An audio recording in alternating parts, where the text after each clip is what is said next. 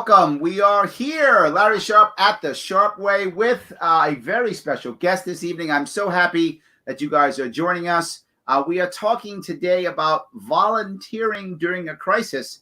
And I have my wonderful, amazing guest who supported me during my campaign, who runs around New York State doing crazy, amazing stuff. I'm going to mess up your last name, but it's Allison. Can you give me a last name? Kocherberger. Kocherberger. See that? There we go. I knew that. I was testing you to see if you got it right. So I appreciate that. Yes, absolutely. We are here talking about that. Thank you, Allison, for coming today. I really appreciate it. It's a pleasure. For those of you who are new, please like, share, comment, get out there, let people know. That's the best way to let people know that this is happening, and also to be able to talk to people about what's happening under your community. So, Allison, thanks for coming on. Obviously, the concept that most people don't get, and there's one great thing about this. One positive thing I should say about this crisis is that most people thought that if government didn't show up, nobody would show up. That's what most people thought. And now we're finding out that when government doesn't show up, a lot of times people will show up. And I think that's great. And you were one of them. Can you tell me, you created, or you are a co-founder, or you're not a leader of Schoharie County L.O.V.E, right? That's correct. Yep. I was chosen by our chair, Laura Newell, to take this organization by the reins during this time. We had actually started talking about it last year. So we talked about making this last year, but this kind of made it a bit more urgent. Right. Exactly. Yeah. It became more as our committee started growing. It became more of something that, okay, now is the time, especially faced with something like this. Sure. How are we going to help people when we really don't have much government help right now? Yeah, absolutely. So what I love is that, being libertarians as we are, we often try to, we try to do the right thing when we possibly can, without government, right? When you've often heard me say, when we add government, we by default remove community. That's kind of how it works, right? When government steps in, community backs away. And then when government walks away, there's nothing left because the community's already walked away. But if we can add community like you're doing, we can then begin to remove government. And that's what I think is great. This way people can still have a safety net, but it doesn't have to be only a government safety net. It can be more than just that. Right. We want people to know that they can rely on their neighbors, know that they can rely on people throughout their county. We have 16 different towns in this county. And our organization, we're on Facebook, and we're a social media network. We're connecting everyone. If someone in Sharon Springs needs assistance, and there's a volunteer in our group, they can just say, hey, I know so-and-so. Someone will chime in and say, hey, I got this covered. So how do you make that happen, right? If it's a government agency, you fill out some form online or something, or you show up and you petition or whatever is your thing, right? How does someone who's in your county, Schoharie County in New York, by the way, those who don't know, it's about several miles west of Albany. Is that about right? The county? Yes. Yep. Right. We're about 45 minutes from Albany. There we go. So about 45 minutes from Albany going west. So how does someone get involved? I'm in trouble and I'm in one of your counties. Do I just go on the website? Do I go on your Facebook page? Yes. Yep. And that's where we are active right now. We're obviously in the beginning stages, and I've got a wonderful group of people that are putting ideas out there on how to get L.O.V.E promoted. Tell me what L.O.V.E stands for. Libertarians offering voluntary efforts. Oh, look how good that is. Thank Laura for that. I love it. Well done, Laura. Well done. I love that. Very good. Very good. So they just go and they just ask. And is there an issue, right, motivating people to actually get out and help? And you hear that all the time. Oh, why would they help? There's the money. Why would you do it? Oh my God. Is there an issue now? Yeah, I feel like they're scared right now. Sure. That's one major factor Sure. that I've noticed from going out once in a while to the store, and being active with one of our major projects, the Joshua Project. I've noticed that is a huge barrier. Maybe some people don't have connectivity. I know a lot of people have. They've kind of helped neighbors of theirs. They get Yes. on Facebook, they know about it, Yep. and they say, hey, my neighbor, they're out of their job, or there's an elderly person that obviously he can't leave. You don't want to leave because he's somehow compromised, right? I have the same issue. I have some friends and some family friends in Manhattan that every once in a while, every weekend, basically, I run some errands for them, right? I mask up and I glove up. And I say all the time to many people who don't know, in New York City, a lot of people don't own cars, right? You don't need to own a car in New York City. If you live in Manhattan, work in Manhattan, a car is just an extra expense you're never going to use, right? You're going to pay to put it in the garage and never use it. So Right. A lot of people don't own cars. Well, that's fine when you can go walk to the grocery store and you can go walk to everything you want. But what happens if you go outside, you're on chemo, you're immune compromised, you're over 75 or 80.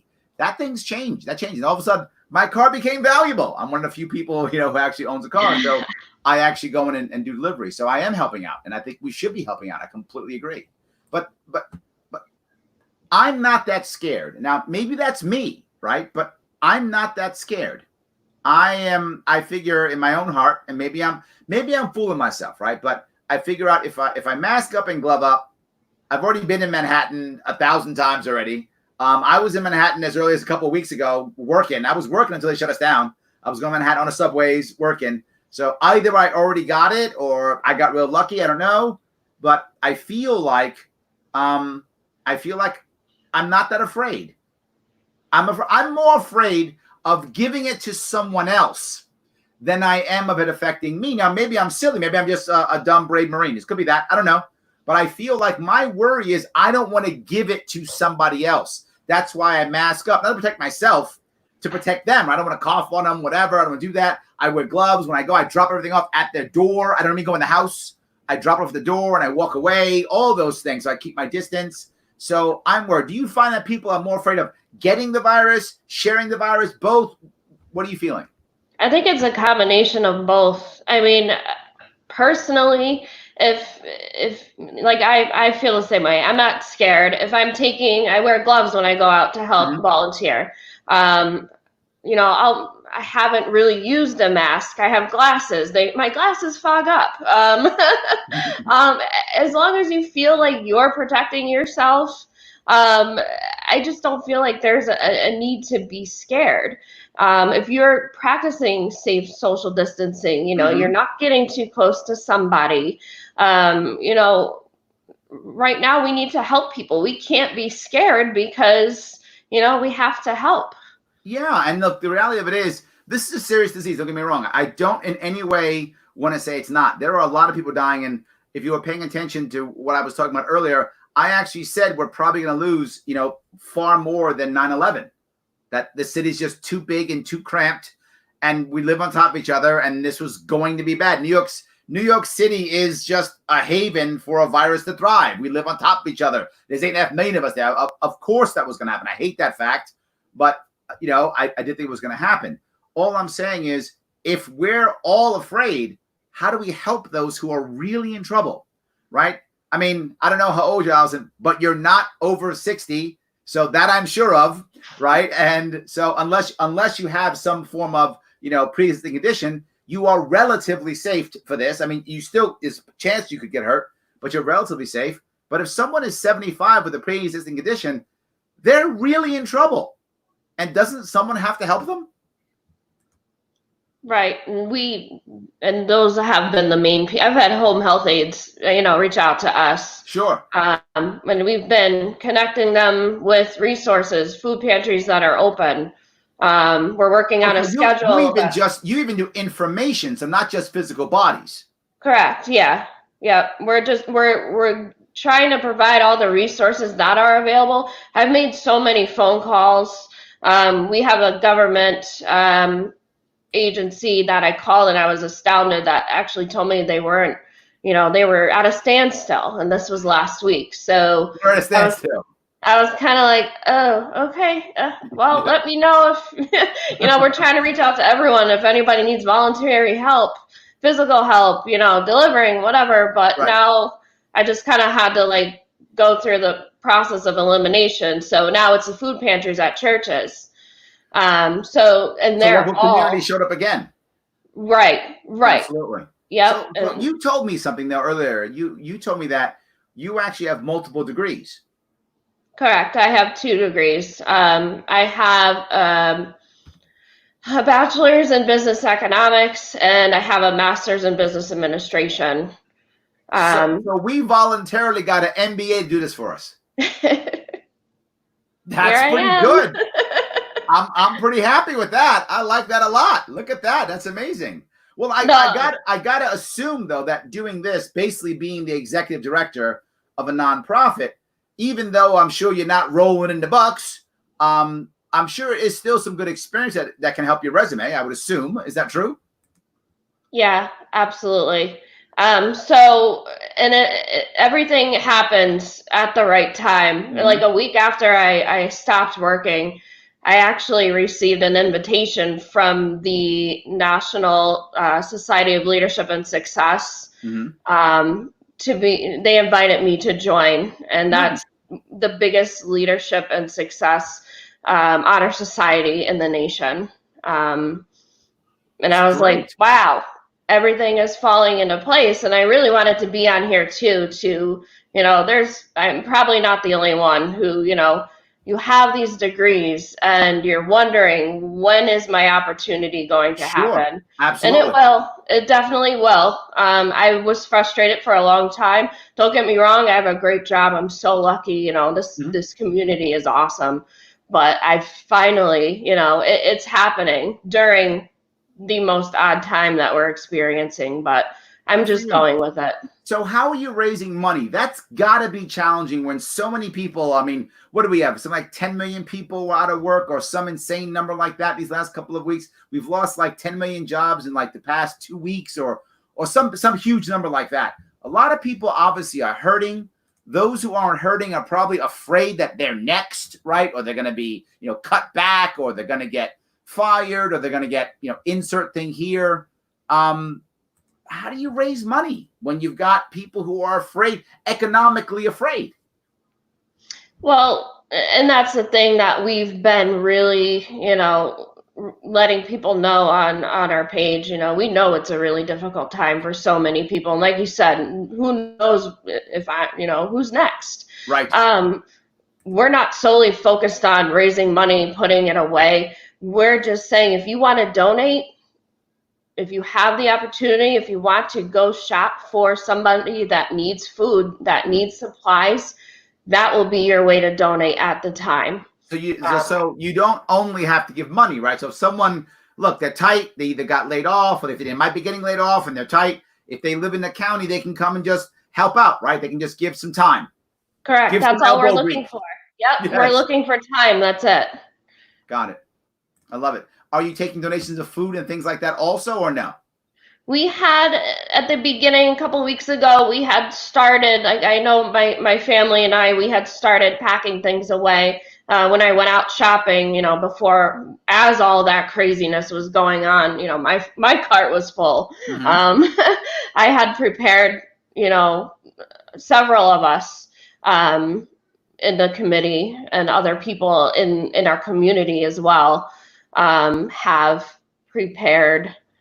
What you're saying I love so much, because as a libertarian, libertarians always talk about got to get rid of government, got to get rid of government, got to get rid of government. But we can't just pull it away and have nothing, right? People are going to suffer, people are going to starve, people are going to have pain. But organizations like yours that are saying, no, we're here when you have trouble, and very often by people who are actually working better than the government, more effective than the government, It makes me feel like we've got a shot, right, at going back to community, and we can actually remove government and allow community work. Because what I will always say is the government's job is to service people, not to help them, right? There's a difference, right? If a nonprofit, its job is to help people so they get better, so that they're able to not be required. If you look at so many nonprofits, many of the people who work in a nonprofit used to be a constituent or a customer of that nonprofit, right? That nonprofit got them out of a bad situation, and now they want to pay it forward. They join the nonprofit. Is that true when it comes to government organizations? No.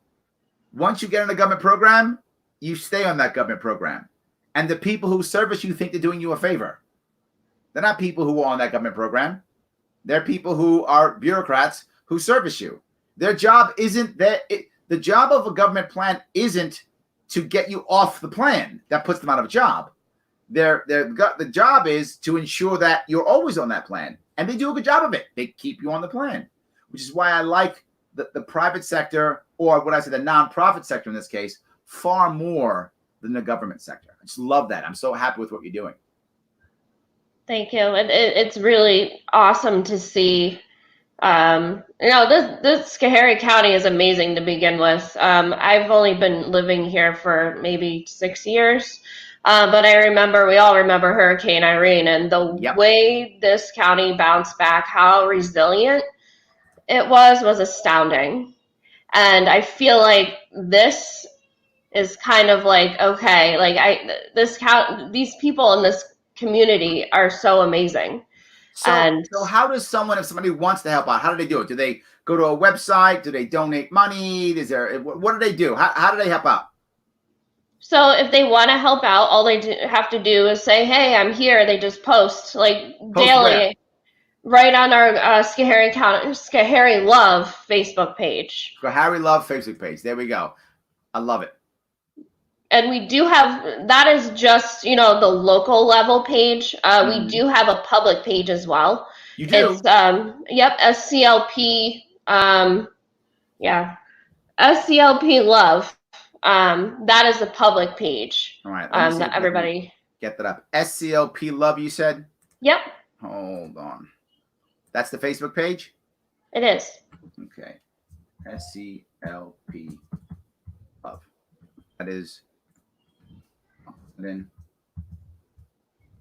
I'm my own engineer today because I kind of have to be. So today I'm my own engineer. Hold on. Is it SCLP? Yep. SCLP Love. There we go. And there it is. See how brilliant I am? You're great. You really are. Excellent. So there we go. Excellent. I'm very happy to hear that. So they can go there and they can help out. They can post, whatever the case may be. That's great. Yes. So, all right. How do you lead people when they don't work for you? Right? I mean, you're dealing with volunteers. How are you going to lead these people when you can't go, do it or you're fired, right? You can't do that, right? How are you going to lead them? I just lead by example, and right now it's all commitment. I'm sorry, my lights are going. Are you losing your lights? You just lost your mic. Is that better? There we go. Yeah. Sorry. Okay.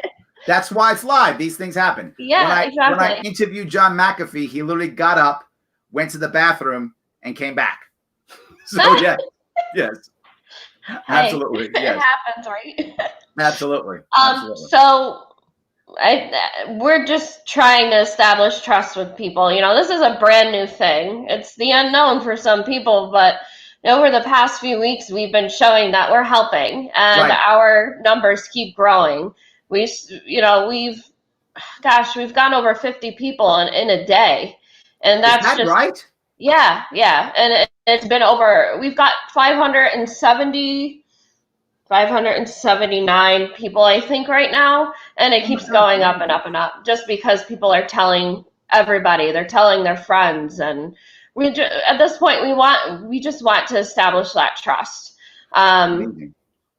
That is the main thing. So there's going to be an issue, though, right? Right now, people are obviously in trouble because of this situation. And people also have relatively a decent amount of time because many of them, right, they aren't working. What happens when this goes away, right? And I want it to go away. Don't get me wrong. I want it to go away. What happens when, the virus subsides, whether that's a month from now or 6 months from now, whenever that is, and people are back to work and we're at our whatever that new norm is, we're back to that new norm. Is this going to survive? Absolutely. This organization, we're going to keep going. Okay. We're going to keep going. We want to establish that, community base. We don't need to always rely on the government to assist us. I just feel like, and we all feel like, closeness with the community will make things like this crisis or whatever hardship we're going through, it will make it be a lot more manageable. Could you imagine if we had a L.O.V.E organization in every county, and in every county when we have it, the second something this begins to happen, the governor goes, L.O.V.E, county L.O.V.E, I need your help. I need boom, boom, boom, boom, boom. Imagine what would have happened. Imagine how fast we would have had masks up. Imagine how fast we would have had voluntary testing up. Imagine how fast we would have hand sanitizer up. Imagine how fast we would have had all these things popping up. I can't imagine. So the question becomes, and the Christopher's asking the right question, how do we get this statewide? How do we get L.O.V.E to move out of only your cool county and into other counties too? Is that even part of on your radar or no? I mean, I know you have a lot on your plate, but is that on your radar? Yep, this is one of the several reasons why I wanted to talk with you live. Okay. We want to, if we got Greene County, Fulton County, Montgomery County, if they want to use the same libertarians offering voluntary efforts, by all means do it. If they want to put their own spin on it, by all means do it. It is, supporting our principle that volunteering is one of the things that we promote, one of the things that we believe in. So what do you think the next step is then? To get through this. Okay, sure. Right, sure. Well, let me ask. I mean, as a general rule, you find that, most nonprofits who are helping people, right, whatever they do, they have some way of measuring help, right? Either number of people or people changed or adjusted or dollars given out or food given out, or they have some way of measuring. Have you, Miss MBA, have you figured out a way, right? I'm teasing you, right? That's what MBA is supposed to have all the numbers and stuff, right? So have you thought of a way that you want to measure your success? Is there a metric you want to use to measure your success? I'm sure we have a couple of incredible IT individuals that have been helping with this. They actually helped us roll out the page. Mm-hmm. There are so many people that have these ideas, and I'm sure, and that's actually, honestly, personally, that's not something I have thought of at this time. Mm-hmm. I've just been focusing on pushing our resources, and just making sure everybody is okay, everybody has what they need. But that is definitely something, based on this experience, we'll probably, meet with people that I've been working with and say, hey, how are we going to gauge our success? How can we make this better? Yeah, I am really concerned about that because, I would like, if at all possible, I'd like you to have some obvious success stories, right? Hey, this person, this thing, this event that you can promote. And that might seem self-serving, but it's the only way others are going to see the value and they're going to want to be on board, right? When they watch and go, oh, look at that story, how, L.O.V.E helped this or helped this person or did this thing. They're going to say, I want to be part of it. They're going to say, I want to be, I want to be on board. I want to copy that. But I think you also want to have some way where you measure what success is. Because the next step of something like this is, to be forward, some large local county donor. Some guy or gal who owns, I don't know, 4 local McDonald's or some accounting firm or, right, something like that. Some person like that who has several business or business in the county who goes, I love it. Where do I write my check? Right? How do I sponsor this? How do I become a contributor? Right? Whatever that thing may be. And now you're going to have some more infrastructure to do more advertising, get more people, create a database, and make this an organization that hopefully will be a whole lot more streamlined than the government. That would be nice. Absolutely. So I think that we can do that. And that's probably our next step. So if I had to bug you at all about anything, I'd be bugging you about figuring out, what is the way to measure, right? What do you know is a success, right? How do you know what's a success? That'd be my thing. But I see Shelly's telling Greene County's doing some cool stuff too. See, now you made Greene County jealous. Now they're trying to flex. Neighbors, don't be jealous. Yeah, they're trying to flex now. We're doing stuff too. Trying to flex. Absolutely. Ooh. I love that. Very good. Very good. So do you have a hierarchy right now? Is it you and you have some lieutenants? Is it just you? Is it you and a huge chunk of people? Is this flat? How does the organization run? Well, right now, I just reached out to people who I felt that would be, beneficial. We have small business owners, introverts, extroverts. All of these people have already contributed so many amazing ideas. We're a little bit away from forming, formally as a committee, and it's going to take some time because solely we're building the trust of people. But that is our goal. We want to form as a formal committee sponsored by the Schoharie County Libertarian Party. Sure, I love that.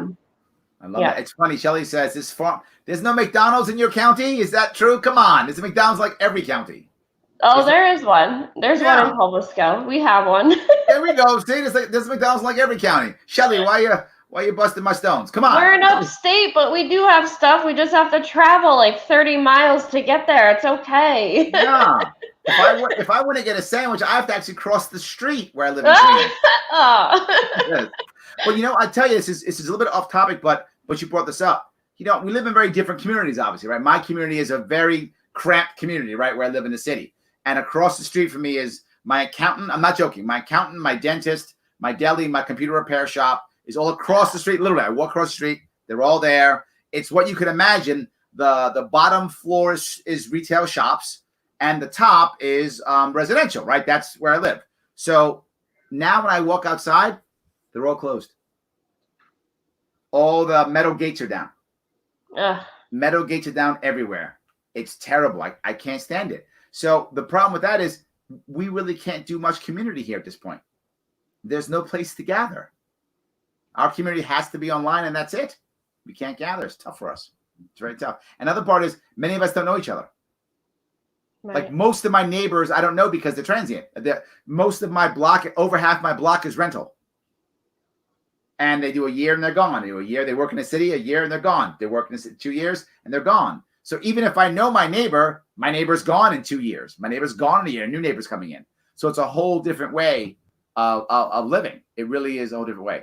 Someone thinks you're based on Long Island? No, you're upstate, west of Albany. West of Albany. That's where it is. Sorry. Anyway. In the country. Woo. Yes, absolutely. I happen to love Steuben County. He's in Steuben County. There we go. So I guess the last piece I want to bring up is, I've said this before and people almost laugh at me sometimes, particularly people who think the government is the only answer. I say, when you're in trouble, whatever trouble you're in, whether it's monetary, mental, emotional, physical, medical, any way you're in trouble, the first thing you need, it's not a program or healthcare or insurance. The first thing you need is somebody who cares. It's the first thing. Because once you find somebody who cares, now you can find out, do you need the healthcare plan? Do you need the program? Do you need the medicine? Do you need the money? Whatever you need. Do you need the food?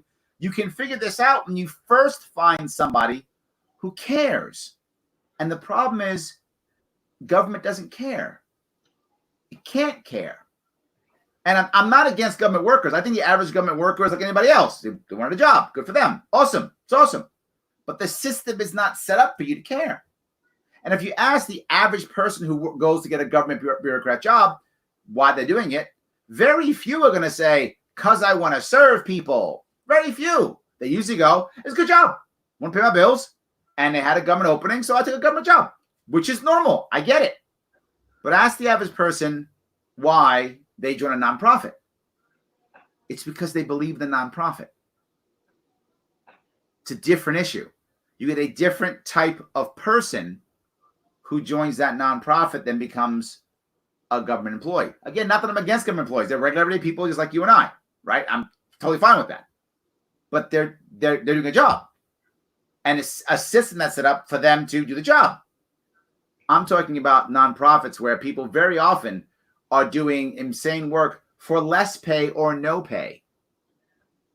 It's all about the passion, all about them wanting to fix or help things. Notoriously, people who work in nonprofits get paid less. Notoriously, right? And people still do it. Somehow people are still doing it. And they're doing it because they believe. They absolutely believe. So, and Christina says it too. You got to believe. That's You're right, my Christina. cousin. She's on Long Island. Yes, you do have to believe. Otherwise, why are you running? Why are you even trying to pick up and run a nonprofit if you don't believe in it, right? You kind of have to. You really kind of have to. So, all right. Let me ask another question if I could. This is going to be a tougher one for you. If you don't want to answer, I get it. Have you made mistakes that you have learned and said, you know what?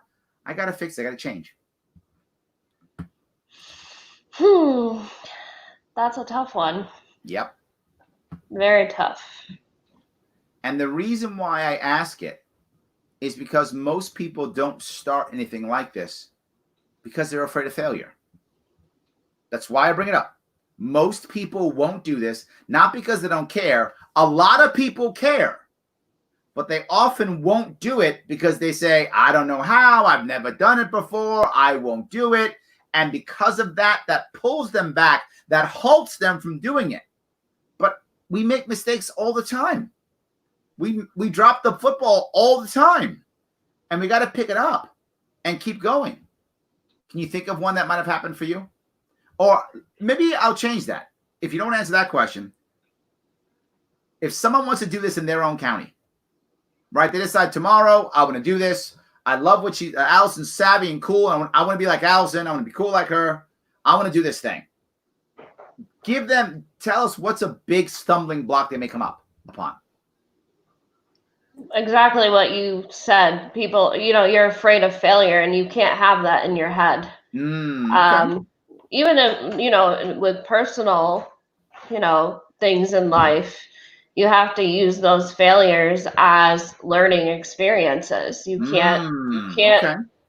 You can't dwell on them. You have to learn, this happened. I'm not going to do it again. I will prevent it from happening again. Well, you said to me, the number one thing you're concerned about, particularly in the youth, you said, is them being proactive. Is this a way? Right?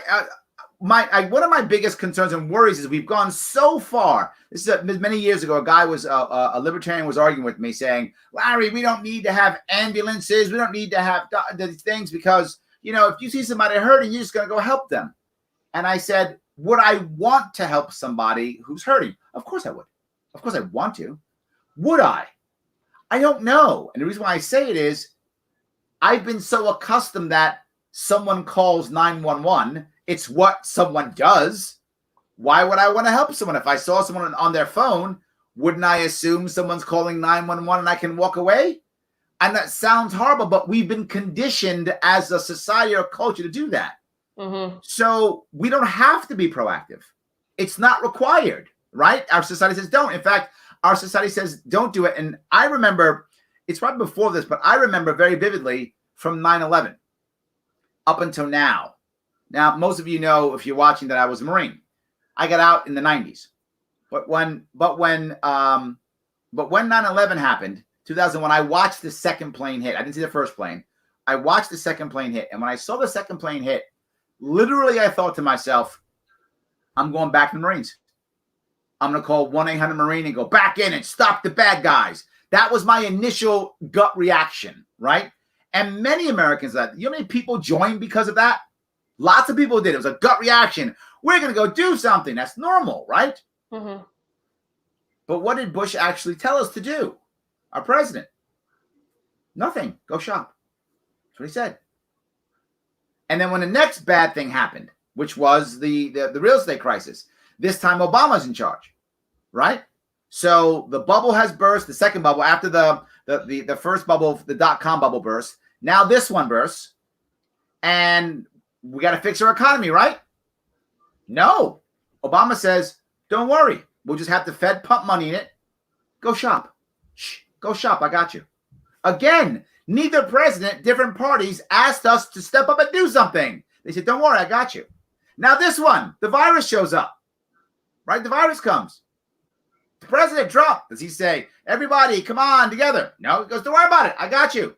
What did Cuomo, my governor, our governor say? Don't worry, I got you. I'll cover it. I'm going to fix everything. No one said, guys, none of these four. I just named 2 Democrats and 2 Republicans over the past 20 years, and not one of them in each crisis, not one of them said, guys, get up. Come on, let's go. I look at my Marine Corps mentality, right? My Marine Corps mentality I learned when I was 17 years old. Leadership isn't about going, be quiet, sit down, I got you. Leadership is about, all right, guys, let's get up. Let's go. Let's go, all of us. Let's go. We have a mission. Let's do this. I don't see that in our political leadership anymore. I don't even see it in our culture. I know I went long on this, but you brought up a very valid point, Allison. You were like, we got to be proactive. But I feel like our culture is telling us not to.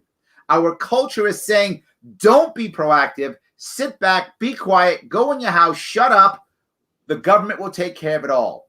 That's what I feel. Am I wrong? No, you're not wrong. And I totally agree, because you feel there's somebody that is supposed to be doing that, not me. I'm not. I don't drive I can't do CPR. I don't drive the ambulance. I'm not certified in any of that. Wait a minute, somebody's gonna come here and they're gonna take care of it. I'll just be right here. Like, you would have thought after Katrina that they might have thought that's not going to happen.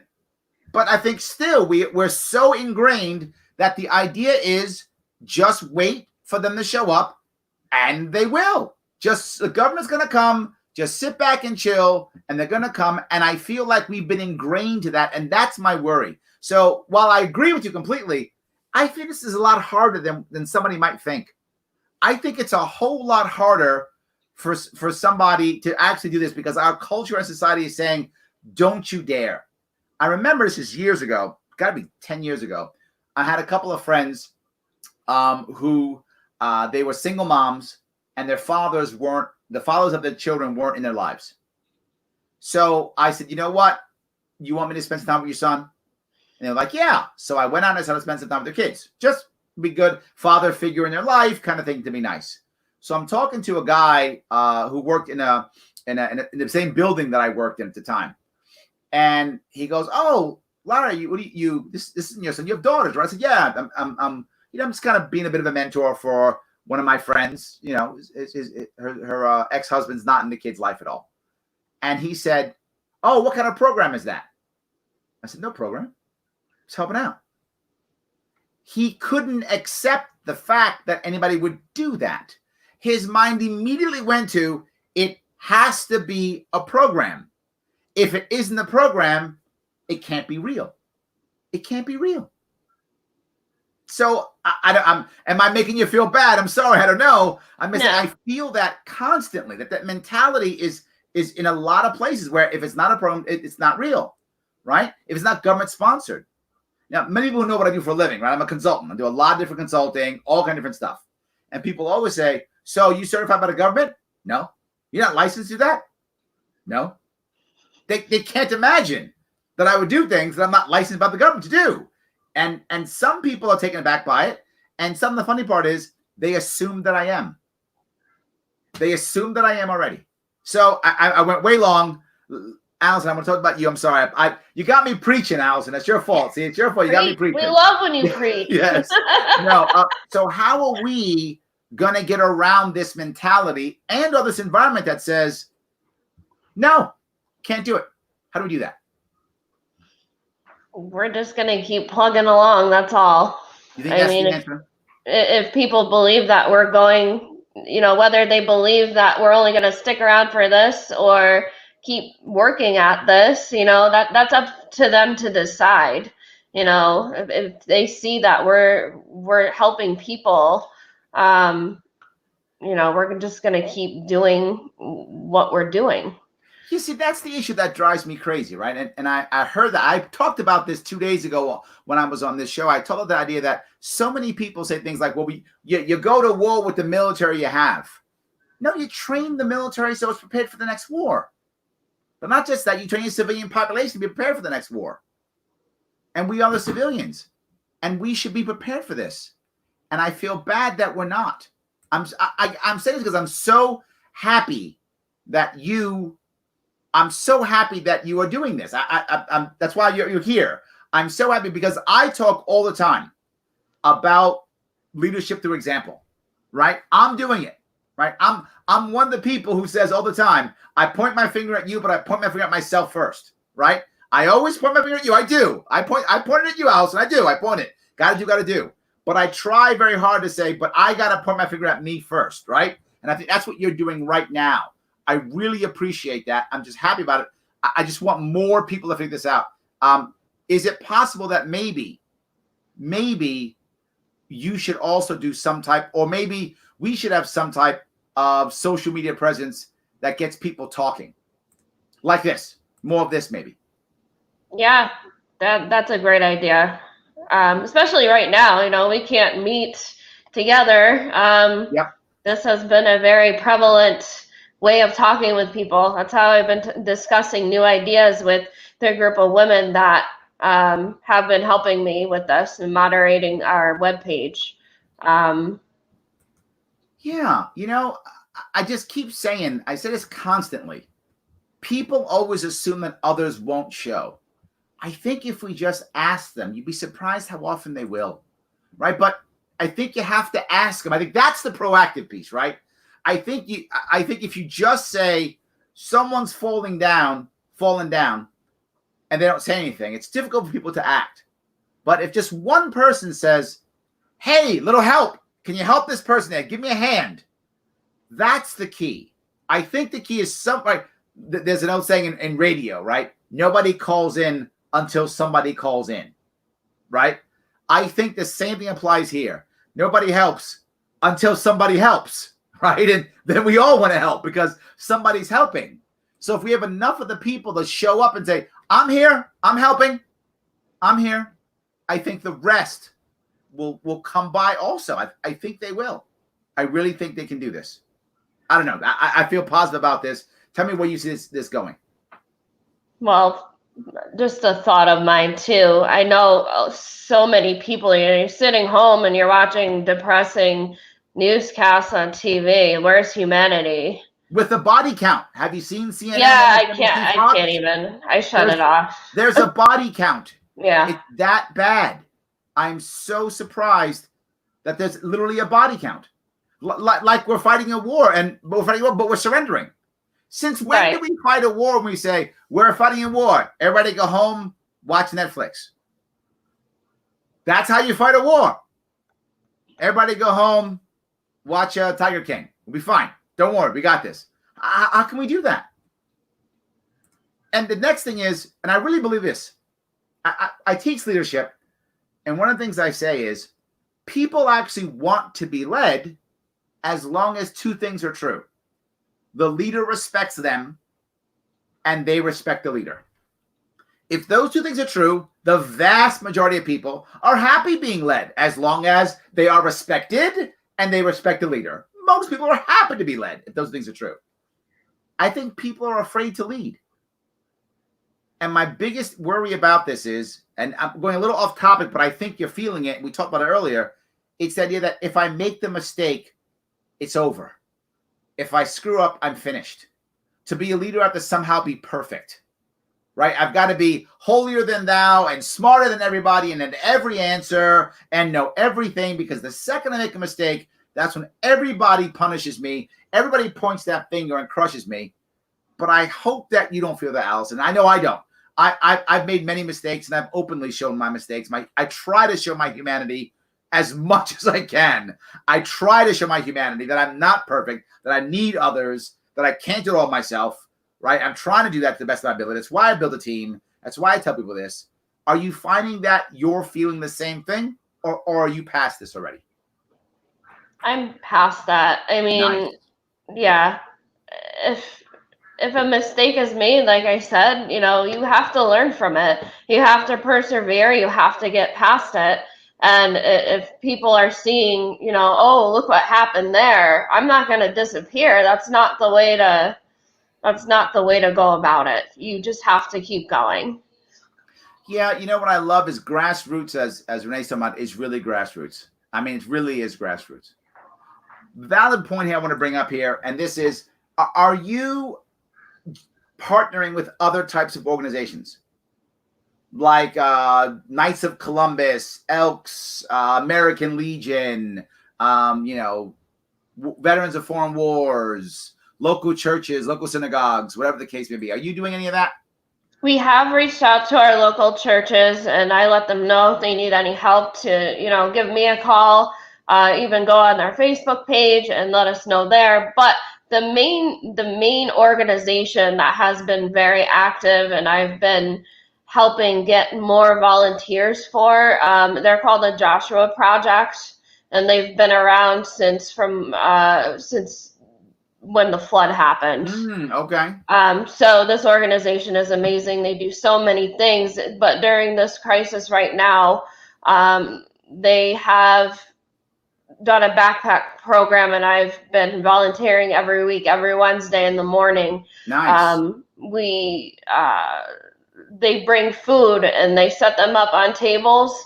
There are different color coded bags that get set aside specifically for right now. They're going across 4 different school districts. I may be wrong. I apologize if that's incorrect, but from overhearing the organizer, when he tells us how many bags each truck needs, or each van, or each bus, we've had 250 backpacks full, because there's families that have they've lost their jobs, they've got kids at home. Sure. They need help, and this organization, they have been so amazing with providing all this. Or are they or donor sponsored? They're donor sponsored. See, that's the piece I want to bring up. Michael brings this up too. I think you do find sometimes, it's not 100% rule, but I think it does happen when you have nonprofits that are actually government sponsored. They rely heavily on government grants. You will find some people who basically wind up being like government program people. This happens sometimes. It once in a while, right? A general rule, the issue is, if you're applying for government grants, if that's what you're doing, then you don't have to show results. You have to show number of people that you're, serving. But if you're looking for donations, you've got to push out the success stories, right? You've got to push the success stories out and say, look, we have all these, success stories. Write me that check, or give me that credit card, or whatever that thing might be. Yeah, absolutely. So, I guess if you look at partnering, do you risk losing your own leadership if you partner? That's a tough question too, Larry. Jeez. Yeah. Absolutely. Yeah. If there's a risk there, obviously, if it's going to, help the community in a positive way, if I'm going to risk it, I'm going to risk it. Yeah. But obviously, I'm just going to try to, do the best that I can to make that not happen. So what's going to happen when this is over, and you're going to be working? People are going to be working. How do you keep this going? I mean, I know you said you're going to. I love the fact you're going to. How? Well, we're coming up on one of the best times of the year here in upstate New York. Middleburg has so many events. I believe it's and I'm sorry if I'm wrong, but I think it's every like the fourth Friday or something like that, where Middleburg is like the most popping place. You know, there's vendors, there's music playing, local businesses are open. Um, they have specials going on. Their doors are wide open. We want to, you know, set up a table and, you know, talk with people. We've got, hopefully, you know, if we can get past this, we have the fair at the Cobblestone that's Fair. right. Yes. You know, we've already been, you know, trying to plan ahead, you know, with the circumstances as they are. But we, you know, after this I can't wait to get out there. You know, this is killing me right now that I can't get out there and talk with people and let them know what we're doing. But, you know, this is where we are now. And I feel like, you know, we're making a pretty amazing presence, and social media is a huge thing these days. Absolutely. So tell people right now what they can do to help. What they can do to help, people need to talk to people, and that was one of the other things I wanted to mention too. Some people might feel lonely now. People are getting they're scared. Fear is, you know, at an all-time high right now.